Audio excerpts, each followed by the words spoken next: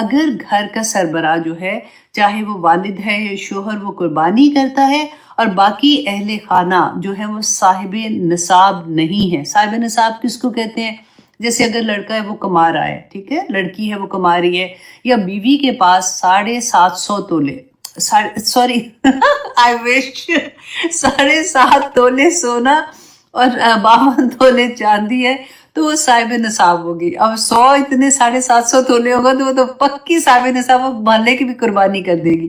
تو اچھا جی، ان کے اوپر قربانی واجب ہو جاتی ہے. اچھا، یہ حضرت ابو ایوب انصاری رضی اللہ عنہ فرماتے ہیں کہ رسول اللہ صلی اللہ علیہ وسلم کے زمانے میں آدمی اپنی طرف سے اور اپنے گھر والوں کی طرف سے ایک بکری قربان کرتا تھا، اور جبکہ وہ اس میں سارے گھر والے شریک ہوتے تھے. تو اس پہ علماء نے بتایا کہ یہ حکم اس وقت کے رواج اور وسائل کے مطابق تھا. آج کے دور میں کیونکہ قربانی مالی استطاعت رکھنے والے ہر فرد پر واجب ہے، اس لیے اگر بیوی یا بچے صاحب نصاب ہوں گے، اب صاحب نصاب آپ کو میں نے بتا دیا نا تو وہ ذہن میں رکھیے گا، تو وہ کیا کرے کہ اگر بیوی یا بالغ بچے خود صاحب نصاب یعنی ان کے پاس اتنا مال ہے کہ ان پر زکوٰۃ واجب ہے تو ان کی الگ قربانی ہوگی. گھر کے سربراہ کی قربانی ان کی طرف سے کافی نہیں ہے کیونکہ وہ خود مالی طور پر اپنے ذمہ دار ہیں اور صاحب نصاب ہے. بیوی یا بالغ بچے اپنی طرف سے قربانی کریں گے یا وہ گھر کے سربراہ کو سے درخواست کریں گے کہ وہ ان کی طرف سے بھی قربانی کر دے. اچھا، یہ تو کوشچن آپ کو سمجھ آ گئی نا ساری. اب جو ڈفرنس ہے نا اس کی وجہ میں آپ کو بتا دیتی ہوں کہ فقہ حنفیہ، کیونکہ اکثر ہم لوگ، آپ نے یہ سنا ہے نا، میں اکثر کلاسز میں بھی یہ بات کرتی تھی کہ لوگ آپس میں بھی جب بات کرتے ہیں نا تو وہ پہلا کویسچن کیا کریں گے کہ آپ کا مسلک کیا ہے. تو آج آپ اسی مسلکوں کے بارے میں دیکھیں گے کہ حالانکہ یہ ہمارے لیے رحمت ہے. رسول اللہ نے بتایا تھا کہ جب اختلاف ہوتا ہے تو اس میں جب ہمیں فقہی مسئلوں سے پتہ چلتا ہے، اس کی رائے ڈیفرنٹ ہوتی ہے، تو پھر جو آسانی والا معاملہ ہوتا ہے وہ اگر ہم اپنا لیتے ہیں تو یہ آسانی ہو جاتی ہے نا بہت زیادہ. اب کیا ہے کہ فقہ حنفیہ میں کیا ہے کہ قربانی ہر صاحب نصاب، وہ بالغ ہے، عاقل ہے اور مومن ہے، اس مسلمان پر واجب ہے. اگر گھر کے افراد میں سے کئی لوگ صاحب نصاب ہیں تو ہر ایک پر الگ قربانی واجب ہوگی، چاہے وہ گھر کا سربراہ ہو یا اس کے ماتحت، مطلب اس کے بیوی اور یا بالغ بچے ہیں. گھر کا سربراہ صرف اپنی قربانی کر کے پورے گھر کی طرف سے قربانی نہیں کر سکتا اگر دوسرے افراد صاحب نصاب ہوں تو. اگر بیوی اور بیٹا صاحب نصاب نہیں ہے، اگر وہ صاحب نصاب نہیں تو سربراہ کی قربانی ان کی طرف سے کافی ہو جائے گی. یہ کس کا ہے؟ فقہ حنفیہ کے مطابق یہ شرائط ہیں، ٹھیک ہے. اور فقہ مالکیہ جو ہے ان کی رائے کیا ہے کہ قربانی سنت موقدہ ہے، واجب نہیں ہے. اگر گھر کا ایک فرد جیسے سربراہ ہے قربانی کر لے تو پوری فیملی کی طرف سے قربانی کافی ہے، بشرط کہ سب افراد ایک ہی گھر میں رہتے ہوں اور کھانا پینا مشترک ہو. صاحب نصاب کی تفصیل اس قدر سخت نہیں ہے جتنی فقہ حنفیہ میں ہے. اچھا جی، فقہ شافعی جو ہے نا، شافعیہ، ان کی رائے کیا ہے کہ قربانی سنت موقدہ ہے، فرض یا واجب نہیں ہے. ایک شخص اپنی طرح سے قربانی کرے تو کافی ہے، اور چاہے تو اپنی قربانی میں نیت کر سکتا ہے کہ وہ اہل خانہ کی طرف سے ہے.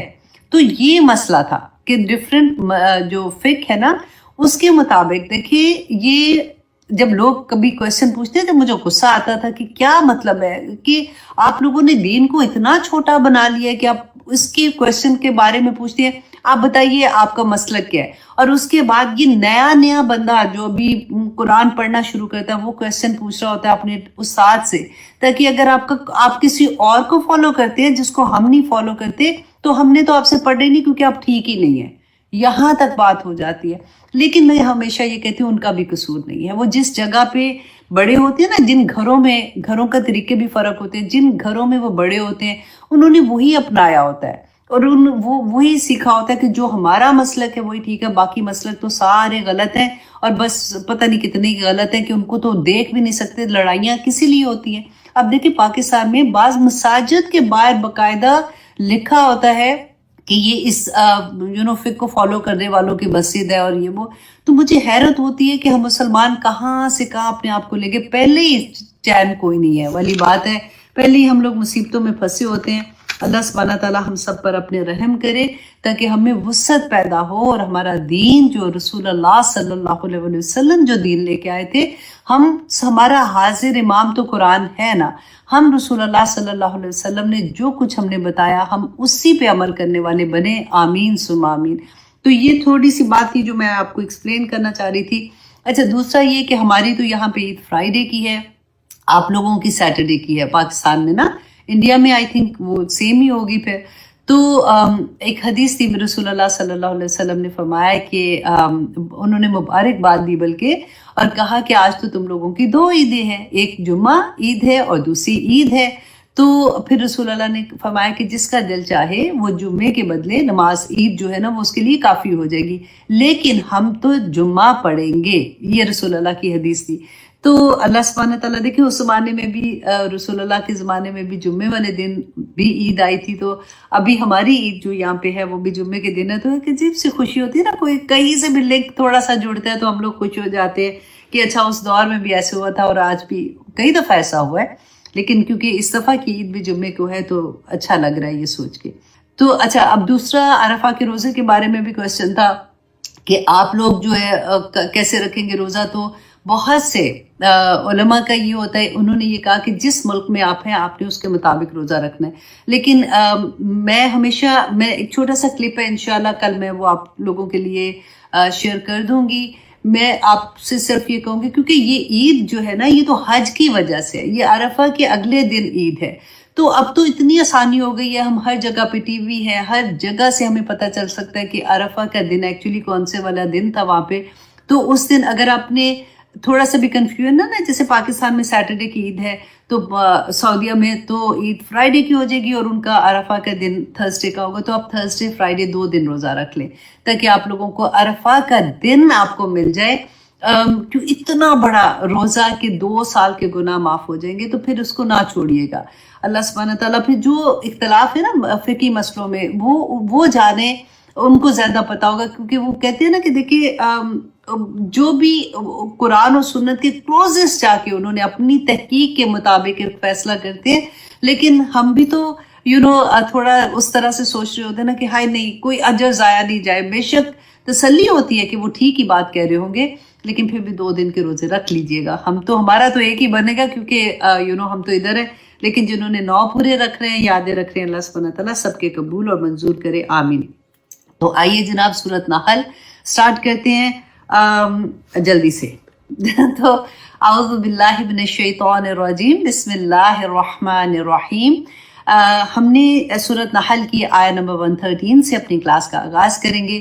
ہم نے لاسٹ کلاس میں کیا پڑھا تھا کہ اللہ سبحانہ تعالیٰ ایک بستی کی اگزامپل ہمیں پیش کرتے ہیں اور بتاتے ہیں کہ لوگوں، اللہ سبحانہ تعالیٰ نے اس بستی کو بے انتہا انعامات سے نوازا تھا اور انہوں نے اللہ کے انعامات کی ناشکری کی، اور پھر اللہ سبحانہ تعالیٰ نے ان پہ بھوک کا لباس بنا دیا اور خوف کا لباس بنا دیا. کیوں؟ ان کی ناشکری کی وجہ سے. تو اس میں ہمارے لیے بہت بڑا سبق تھا. اب یہاں پہ اگلی آیت میں اللہ سبحانہ تعالیٰ ایک اور اتنی بڑی نعمت کا ذکر کرتے ہیں کہ ایکچولی سب سے بڑی نعمت تو ان کے پاس کیا تھی. آیت نمبر 113، وَلَقَدْ جَاءَهُمْ رَسُولٌ مِّنْهُمْ، کہ ان کے پاس آیا رسول منہم انہی میں سے، فَكَذَّبُوهُ، تو انہوں نے جھٹلا دیا اسے، فَأَخَذَهُمُ الْعَذَابُ، تو انہیں پکڑا عذاب نے، وَهُمْ ظَالِمُونَ، اور وہ ظالم تھے. کہ اللہ سبحانہ تعالیٰ نے، دیکھیں ہم نے ڈیفرنٹ پڑھا نا کہ ڈیفرنٹ بستیوں پہ عذاب آیا تھا، انہوں نے اپنے نبیوں کو جھٹلایا تھا. تو یہاں پہ اللہ سبحانہ تعالیٰ نے یہی ریزن بتائی کہ جب کسی بستی پہ یا کسی انسان پہ یا کسی طرح سے کسی گھرانے پہ یا کسی طرح کا عذاب آتا ہے نا، تو اللہ سبحانہ تعالیٰ یہاں پہ کیا ریزن کیا بتا رہے کہ انہوں نے اپنے نبی کو جھٹلا دیا تھا، اس لیے ان کے اوپر عذاب آیا تھا. اب یہاں پہ تو ایک کامن بات آ رہی ہے نا کہ انہوں نے نبی کو ہی نہیں مانا، ہم نے نہیں ماننا اس کو، ٹھیک ہے. لیکن آپ یہ دیکھیے کہ نبی کو ماننا لیکن اس کی بات کو نہ ماننا، اس کے احکامات کو نہ ماننا، وہ نہ ماننے کے برابر ہی ہیں. وہ کسی نہ کسی لیول پہ اللہ کے غضب میں تو انسان آ ہی جاتا ہے نا. تو جب اللہ سبحانہ تعالیٰ فرماتے وَهُمْ ظَالِمُونَ، تو وہ ظالم تھے. کیونکہ قرآن اتنا کلیئر کٹ بات کر رہا ہوتا ہے، اور کبھی یہ لگتا ہے کہ او مائی گاڈ ہم تو सोचते वो बस्ती की बात है, वो इतने वो मुल्क की बात है, उन वहां पे ये हुआ। वो मुल्क काम करते करते करते करते हमारे अपना एक जो घर होता है, हस्बैंड वाइफ, वो 3-4 बच्चों वाला घर होता है, या जो भी जितने भी बच्चे हैं, तो उधर वो बात आ जाती है। अच्छा, उनसे भी निकाल दो तो अपनी जात के अंदर वो बात आ जाती है कि ओ माय गॉड, ये तो हमारे लिए अल्लाह सुब्हानहू तआला फरमा रहे हैं कि उनके साथ ऐसे किया था।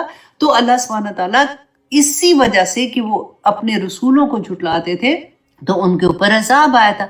सूरत नहल जो है ना, अगर इसको पढ़ने के बाद इंसान शुक्र गुजार ना हो तो फिर इसका हक ही नहीं अदा होगा।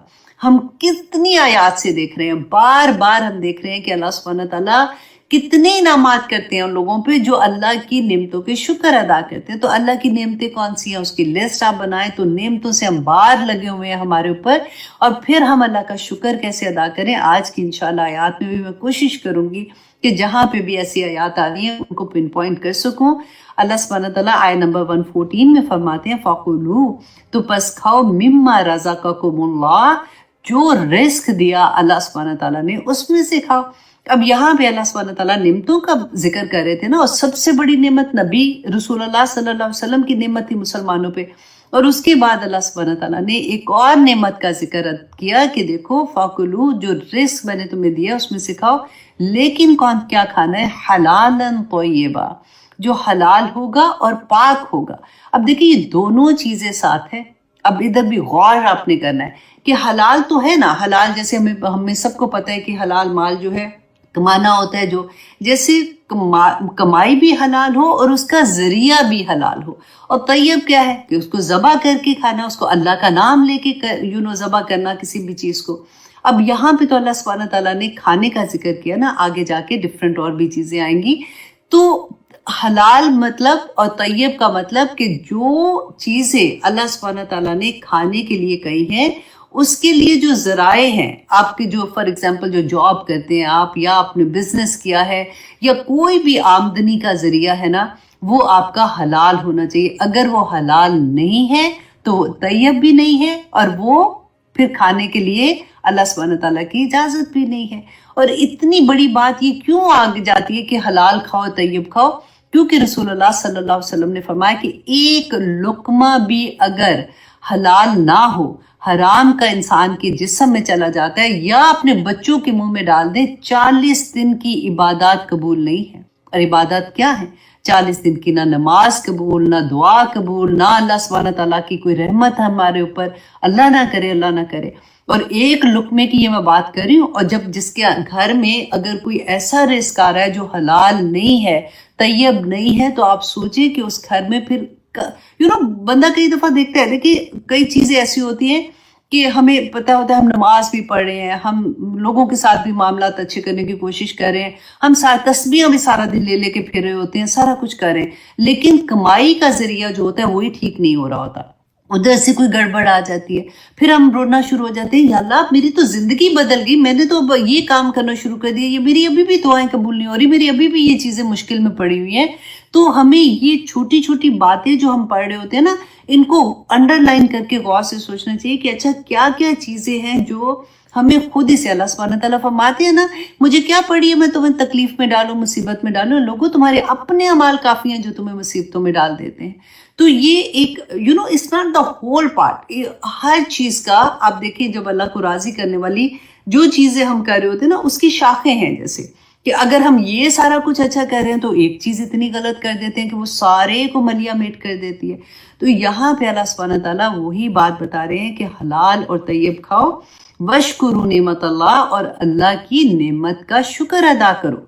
अब हलाल और तैयब के बारे में एक हदीस में आपसे शेयर करती हूँ, बुखारी की हदीस है, 52 नंबर है उसका, कि रसूलुल्लाह सल्लल्लाहु अलैहि वसल्लम ने फरमाया कि हलाल भी वाज़ेह है और हराम भी वाज़ेह है, और इन दोनों के दरमियान कुछ चीजें ऐसी हैं जो शुबा वाली हैं और जिनको बहुत से लोग नहीं जानते कि वो हलाल है या हराम है। हमारी जिंदगी में बहुत दफा ऐसी चीजें आती हैं, तो फिर हम क्या करें? अगर हमारे कहीं पे भी रसूल अल्लाह ने देखिए कसूल बता दिया कि कहीं पे आपको थोड़ा सा भी शक हो कि ये पता नहीं हलाल है या हराम है, तो फिर मैं क्या करूं? अब शक तो आ गया ना, तो रसूल अल्लाह ने फरमाया था फिर जो कोई शुबा की चीज से बच गया उसने अपने दीन और इज्जत को बचा लिया, اور جو کوئی ان شبہ کی چیزوں میں پڑ گیا اس کی مثال اس چرواہے کی سی ہے جو شاہی چراگاہ کے نزدیک اپنے جانور کو چراتا ہے اور قریب ہے کہ وہ کبھی شاہی چراگاہ میں گھس جائیں اور شاہی مجرم قرار پائیں۔ سن لو، ہر بادشاہ کی ایک چراگاہ ہوتی ہے، اللہ کی چراگاہ اس زمین میں اس کی حرام کردہ چیزیں ہیں، بس اس سے بچو اور سن لو کہ بدن میں ایک گوشت کا ٹکڑا ہے، جب وہ درست ہوگا تو سارا بدن درست ہوگا، اور جہاں یہ ٹکڑا بگڑ گیا سن لو کہ وہ ٹکڑا سارا جسم بگڑ گیا، اور وہ ٹکڑا انسان کا دل ہے۔ اللہ اکبر۔ دیکھیے یہ والی چیزیں جب ہم پڑھتے ہیں نا تو پھر ہمیں احساس ہوتا ہے کہ کبھی ہم بہت دفعہ یہ ہوتا ہے کہ پتہ نہیں یہ چیز ٹھیک ہے کہ نہیں۔ جیسے بعض چیزیں مکروہ ہوتی ہیں، جیسے ہم شرم کھاتے ہیں، رائٹ؟ تو بہت سی چیزیں ایسی ہوتی ہیں، یا ہماری ایون لین دین کے معاملے میں یا کچھ بھی ایسی بات ہوتی ہے، تو اگر کہیں پہ شک ہو رہا اسے بچ جائے کہ ٹھیک ہے دفعہ کرو جی، مجھے کرنا ہی نہیں ہے، میں ایسے ہی خام خواہ کر کے تو یہ تو حرام تو اتنی بڑی چیز ہے کہ میں وہ نہیں لے سکتا ہوں، میں اتنا بڑا رسک ہی نہیں لے سکتا کہ ایک نوالا بھی اگر میرے اندر جاتا ہے یا میری اولاد کے اندر چلا جاتا ہے تو 40 دن کی نماز نہیں ہے، تو یہ تو اتنا زیادہ لے کے میں کدھر جاؤں گا، تو مجھے یہ کرنا ہی نہیں ہے۔ ایک سیدھا سا رول اللہ سبحانہ تعالیٰ نے سمجھا دیا نا ہمیں، یہاں پہ رسول اللہ صلی اللہ علیہ وسلم نے سمجھا دیا۔ اب آگے دیکھیے اللہ سبحانہ تعالیٰ فرماتے ہیں وَاشْكُرُوا نعمت اللہ، کہ اللہ کی نعمت کا شکر ادا کرو، ان کنتم ایاہ تعبدون، اگر تم صرف اسی کی عبادت کرتے ہو۔ اب شکر ادا کرنے کا جیسے میں نے کہا تھا نا کہ یہ پوری سورہ میں آپ کو بار بار شکر کے بارے میں ملے گا۔ حضرت سیدنا حسن بصری رحمہ اللہ علیہ فرماتے ہیں کہ اے آدم کے بیٹے، تو کیوں کر نعمت الہی کا شکر ادا کرنے سے باز رہ سکتا ہے، حالانکہ شکر کے نتیجے میں اس سے کہیں بڑی نعمت تمہیں عطا ہو جاتی ہے۔ دیکھیں کتنی بڑی بات ہے کہ اللہ نے کوئی ایک نعمت دی ہے، ہم اللہ سبحانہ تعالیٰ کا شکر ادا کر لیں، اور اس کے بعد اللہ سبحانہ تعالیٰ کا وعدہ ہے کہ وہ اس سے بڑی نعمت عطا